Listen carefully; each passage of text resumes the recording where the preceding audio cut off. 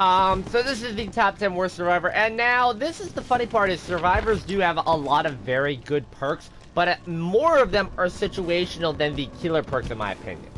So this list was a lot harder. I actually have a list, and I had the 14 names on it, and I did cut some out because I did find more consistent uses for them. In one case, I found that it was useful, but only at tier 3. Only at tier 3. And because it's a perk that I don't have at tier 3 on my Quentin. And if you know what perks Quentin has, then you'll know what perk I'm talking about, because you know I like Pharmacy and Vigil, so that certainly narrows your options down now, doesn't it? That perk is only good at tier 3, and I can't get it at tier 3. And even then, it's not really that good at tier 3. Okay. It's Wake Up, by the way. Just in case you didn't know that. There were a couple on here that I had that I was going to put on here by then. I want to start this off by a preference. The number 10 perk on this list is a good perk. But I despise it. I have rage quit over this perk. I cannot stand this perk because my game does not work with it. Allow me to explain to you my saga with Borrowed Time. Before the Legion was introduced, the way Borrowed Time worked was this. When you are saved by the killer, or wait, fuck. When you are saved by another survivor in the killer's terror radius, for the next 15 seconds, any hits that would put you into the dying state instead apply a little timer. You break chase, and that timer starts to drain and get smaller and smaller. But you had to heal yourself. So you would have to, you would start self-caring. Problem was this. You have to heal yourself before the timer goes down, or you instantly go into the dying state. Now, if you were healing yourself and the timer went down to 0, but you were in the process of healing yourself, the timer was supposed to stop at 0 until one of two things happened. Either you stopped healing yourself, in which you then went down, or you finished healing yourself, in which you then healed out of both the borrowed time and the injured state. My problem with this perk is it has never, ever, before the introduction of the Legion, worked. Every time I got hit with borrowed time, I was dead. The only way that I ever escaped is on Claudette with Botany Knowledge, Self-Care, and a medkit. And it had to be a green or purple medkit to do it. Because the brown and yellow medkit would not heal fast enough. I basically have 10 seconds to heal myself before I die. So I had to have the borrowed time, and this is the thing, I have tier 1 Botanic Knowledge and Self-Care on Claudette. Because my Claudette Blood Web gives me everything but those fucking perks. So that really pisses me off as well. So, to me, and that's the funny part, it's shit. It's really fucking shit. Now, the Legion got introduced, and this was fixed. Now there's the Deep Wounds effect, so you just hold R1. And at first it appeared to be fixed, but within the last 2 weeks, I have died a grand total of 7 times to borrowed time because of the bleed out timer. And I'm back. I don't care how good this perk is. I will fucking rage quit. If I get unhooked with borrowed time and I get hit, I'm done. I'll sit there and let him hit me again. I'm done. No. Because I'm just gonna fucking die. Especially if I'm not running Unbreakable. Especially if I'm not running No Mither. Especially if I'm not running something that lets me get the fuck back up again. I hate this perk. Fucking hate it. I spent the first 4 minutes of this video telling you how much I fucking hate borrowed time. Bullshit. Alright, so now that we've gotten that out of the way, this is a perk that I really didn't want to put on the list, but it is just too situational. Slippery Meat. Slippery Meat, A, it helps you get out of one killer's power. This perk basically affects one killer. Wow. Number 2, this perk only works on the first hook. On your second hook, it doesn't help. On your third hook, it doesn't help.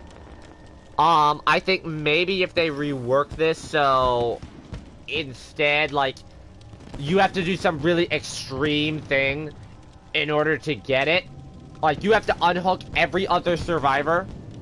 But if you do that, it lets you unhook yourself on your second hook. You get one escape attempt on your second hook. I think that would be incredibly effective. But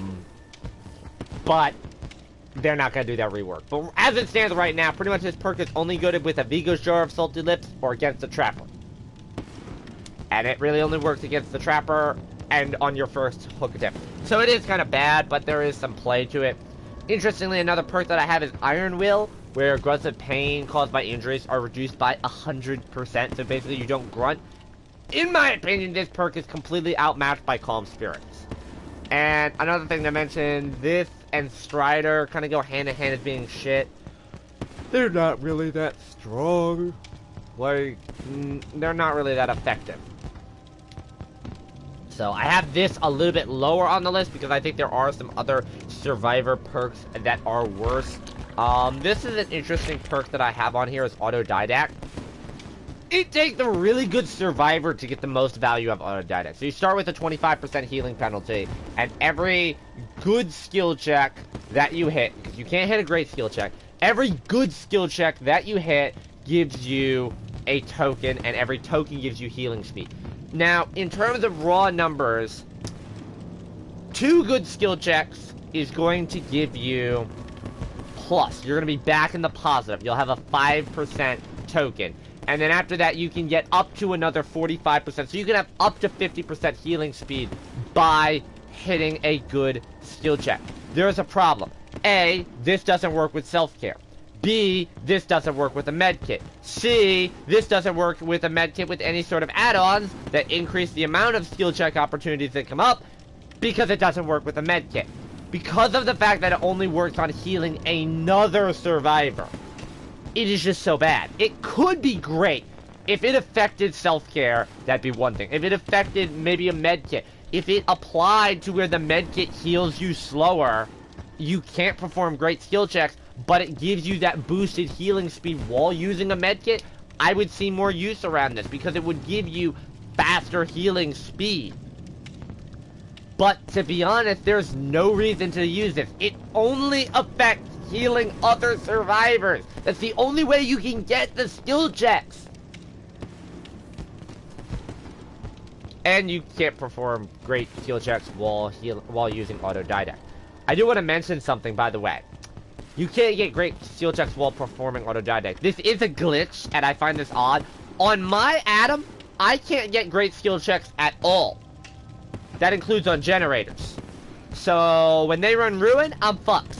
However, on another character that I have Autodidact on, I get great skill checks on generators, just not on healing. So I find that very interesting how buggy it is. But it's not that game-breaking. Moving on. Number 5. I really don't like this perk. Up the ante. Oh god, this is shit.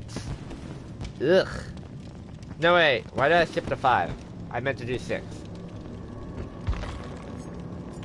Hope! Hope is very simple. When the exit gates are powered, you get 7% haste, which is 7% faster movement speed, for 2 minutes. Okay. A, remember that it takes about 30 seconds to open an exit gate. So when the exit gates are faster, you essentially have a minute and a half that you get to move faster if you decide to open the exit gate. And B, it's very situational. It's not a very strong and effective perk, in my opinion. The movement speed bonus is not. If it was double digits, that'd be one thing. It's fucking 7%. You know that the killer on NOED 3 gets fucking 4%? Like, come on. I move 3% faster than the fucking killer with NOED does. Like, this does not help you outrun anything.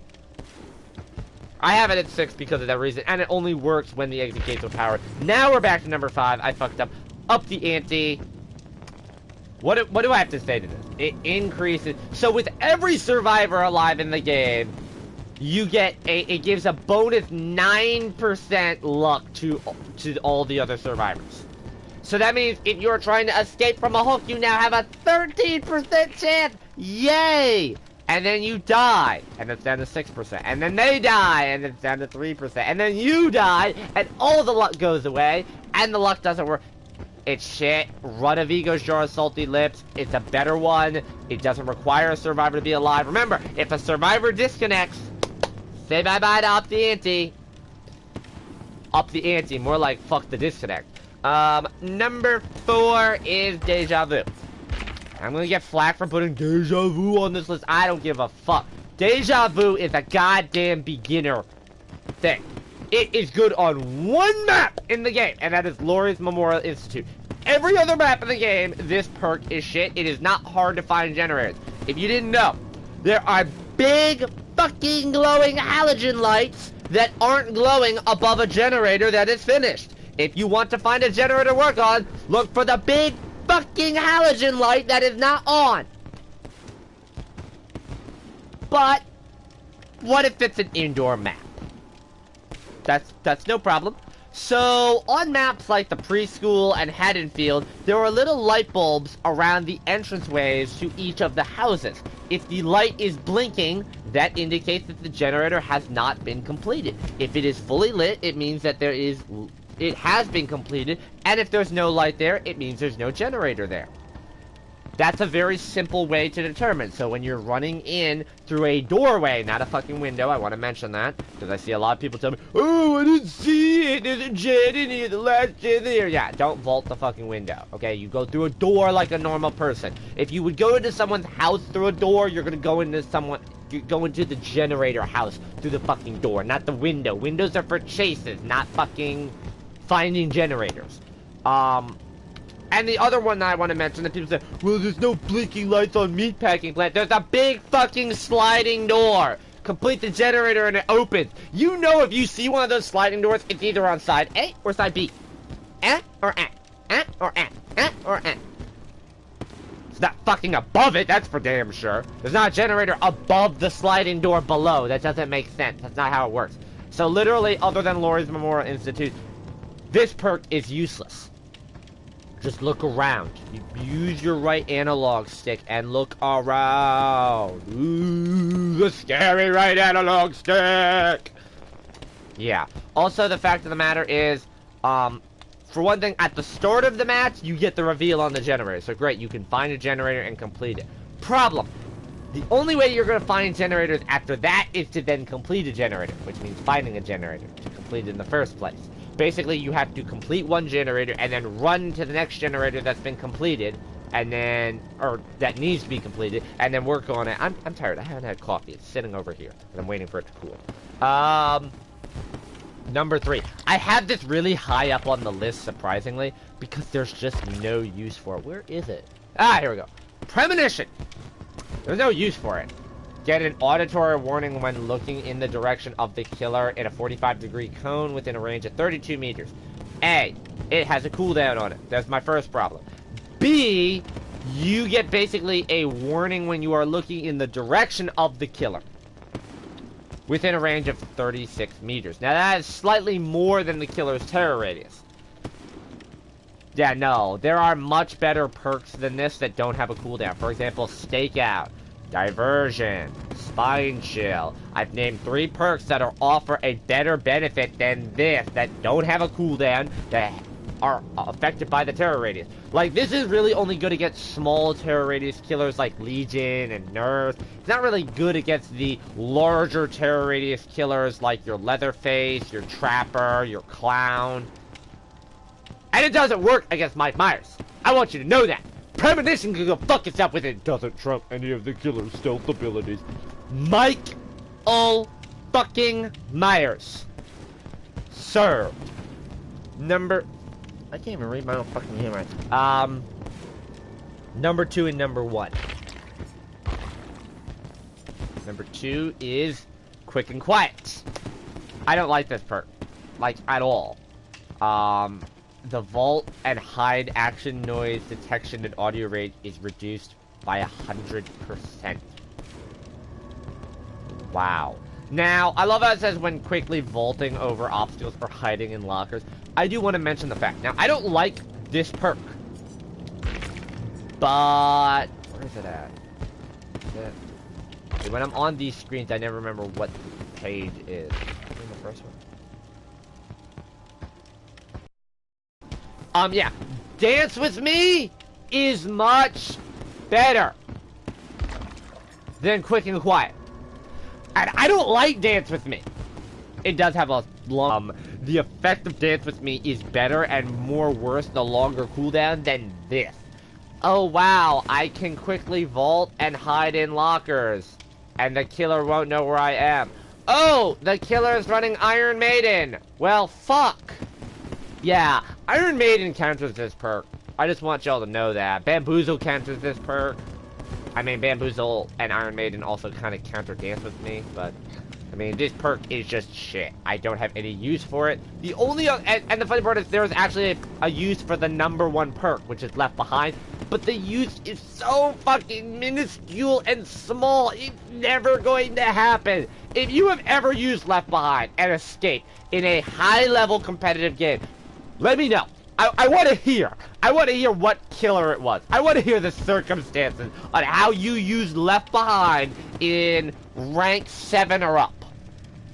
I've seen it happen at rank 12 and stuff like that, so pretty much anything can happen between rank 15 and rank 10. Like, to be honest, anything happens between rank 15 and rank 10. Anything can happen at any time in this game. Skill doesn't really matter anymore. Yeah, so just for those of you that don't know, you get 25% bonus repair speed for every generator left to be completed. Great, let's use it! That's awesome! When you're the last survivor alive. Oh. Yeah, oh. Yeah, oh. If there's one generator left, you get 25% bonus speed. Hey, you wanna know something? There's one generator left. Go for the fucking hat.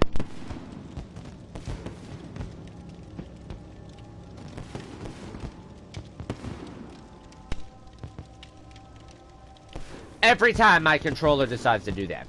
Yeah, go for the fucking hatch instead. Okay, there's two gens left to be done. Go for the hatch. There's 3 gens left to be done. Go for the hatch. This is only good in the situation that your entire team has died, and you only have got 1 or no generators done. So now you are looking at 100 or 125% repair speed. This is basically good for getting 1 generator done to get the hatch in play. And I want to say that very clearly. This is good for getting 1 gen done. Because as soon as you pop the other gen, killer's going to come right after you. You've given away your position. So if there's 5 gens that need to be completed and everyone else is dead, just walk up to the killer and say, I'm right here. Just like, let's go. Like, there's no fucking way you are getting that. Plain and simple. You mean to tell me that, especially let's say you're running urban evasion, so you can stealth around away from the killer. Ooh, sneaky. If you had urban evasion, why the fuck couldn't you save your team? Like, unless literally everyone on the team just disconnected. Like, really? That's about the only situation. Left Behind is so situational, it's not even funny. I really wanted to put borrowed time here. I do want to give an honorable mention. I crossed these out. I did have Wake Up. I did take Wake Up off because of the fact that at Tier 3, as I stated before, it is effective. At Tier 3.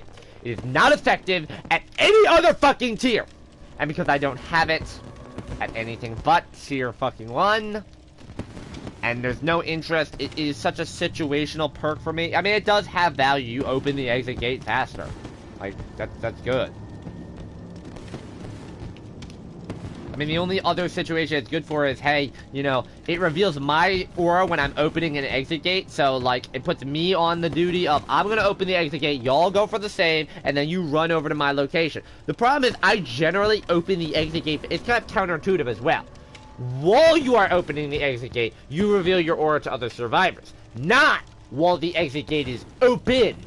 Which means, and you get that boost in opening speed. So it means you open the gate faster.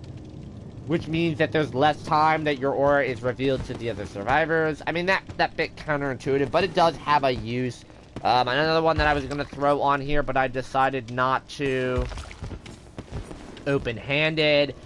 Again, it increases your aura reading range. I mean, It's not great. It works with a couple of perks, and it works with a green key, and that's it. I mean, it works on a map, but if you have the right map, you don't fucking need the aura reveal. It's so situational, and it takes up a very valuable perk slot, in my opinion, for the... Like, if you're running Bond and open-handed, like, really? That's what you're going for? Another one I had on here was No One Left Behind, but I did take that off because of the blood point bonus. Again, it's so situational. When the exit gates are powered, it comes into effect. I mean, it does give you a small boost in your altruism speed, so you heal slightly faster and you unhook faster, and you get more blood points. But it's only after the exit gates are powered. And the last one, this is the one that all the fucking high-level survivors run. Alert. It does have a use, but everyone uses it so differently. I'm just not a fan of it. So, well, I know I'm gonna get a lot more shit for the survivor ones than I am the killer ones. That's the funny thing. If you have not seen the killer video, go watch that.